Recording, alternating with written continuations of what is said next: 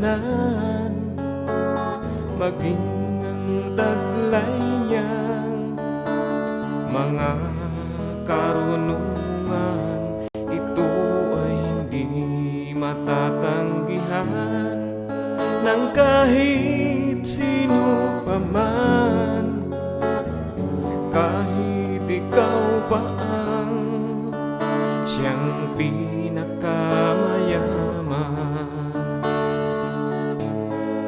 Ang dahon natutuyo, bulaklak ay nalalanta,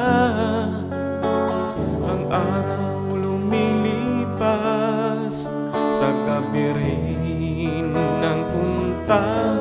Lahat ng bagay sa mundo ay mayroong hangganan, katulad ng lahat ay may katapusan. Tanging ang ating Diyos ang walang hanggan, walang pasimula at walang katapusan. Ito ay kanyang taglay, mundo man maparang, salita niya lang ang siyang maiiwan.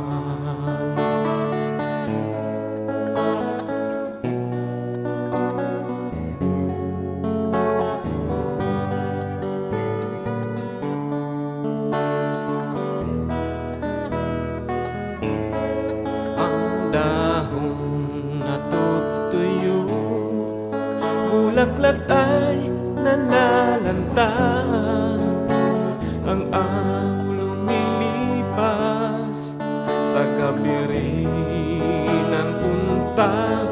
Lahat ng bagay sa mundo ay mayroong hangganan, katulad ng lahat ay may katapusan.